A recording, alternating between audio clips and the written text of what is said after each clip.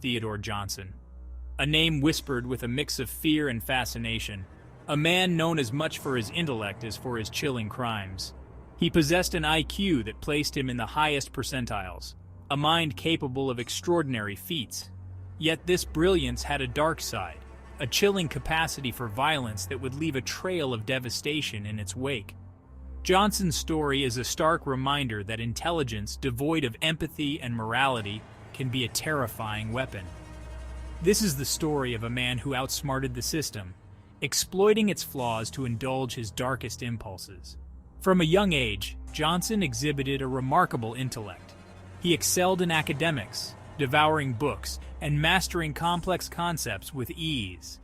His teachers recognized his potential, marveling at his ability to grasp intricate details and solve problems that stumped his peers. Yet, beneath this veneer of brilliance, a darkness simmered. There were whispers of strange behavior, of a disconnect between his intellectual prowess and his emotional intelligence.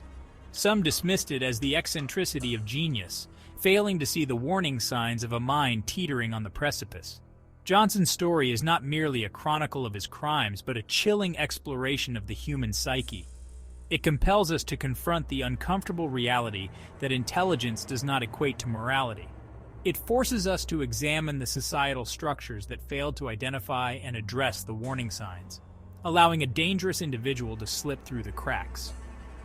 This is a deep dive into the mind of a criminal mastermind, a journey into the heart of darkness that resides within us all. The following account delves into the calculated crimes of Theodore Johnson, piecing together the fragments of a life marked by both brilliance and brutality. It is a story that will challenge our perceptions of intelligence, justice, and the very nature of evil. It is a story that demands to be told.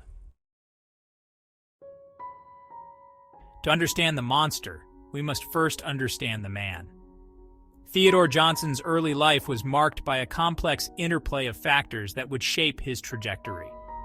While pinpointing a single cause for his descent into violence remains elusive, certain patterns emerge from the tapestry of his formative years. A troubled family life, marked by instability and neglect, cast a long shadow. Witnesses recall a young Johnson exhibiting volatile behavior, prone to fits of rage and aggression. School records paint a picture of a brilliant but troubled student.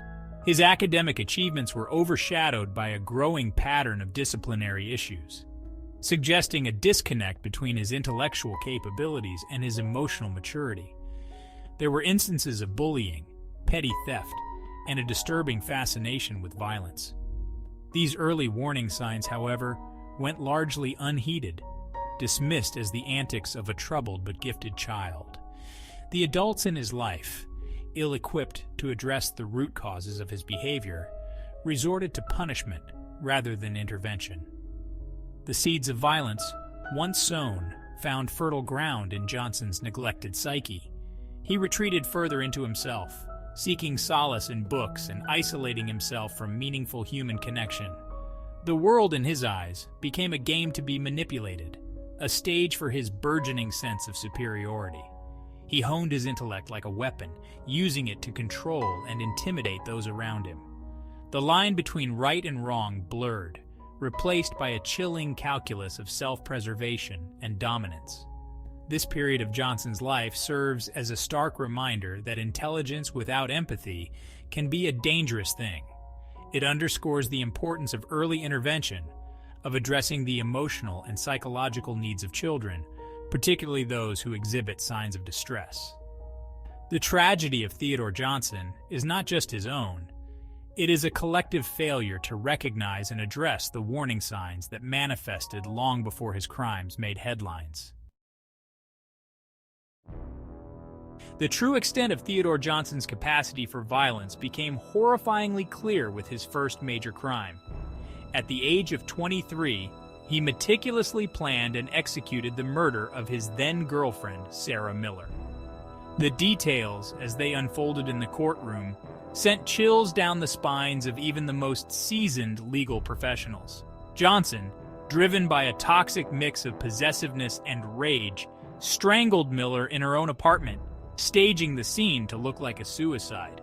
What followed was a masterclass in manipulation and cold-blooded deception.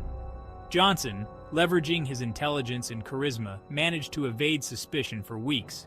He played the role of the grieving boyfriend to perfection, manipulating those around him with ease. He even went so far as to attend support groups for grieving partners, all the while maintaining his carefully constructed facade of innocence. His performance was so convincing that even Miller's own family initially defended him, unable to fathom the depth of his depravity. However, Johnson's carefully constructed facade began to crumble under the weight of his own lies. The police, piecing together inconsistencies in his alibi and suspicious financial transactions, finally brought him in for questioning. It was during this interrogation that Johnson's true nature was revealed. Gone was the charming, grieving boyfriend. In his place sat a cold, calculating predator, relishing the attention his crimes had garnered. The prosecution, armed with a mountain of circumstantial evidence and Johnson's own chilling confession, secured a conviction. He was sentenced to 25 years to life, a seemingly just punishment for a crime that had shocked the community to its core. However, as we shall see, this was far from the end of Theodore Johnson's reign of terror. The system, designed to protect the innocent and punish the guilty, would soon become another pawn in his twisted game.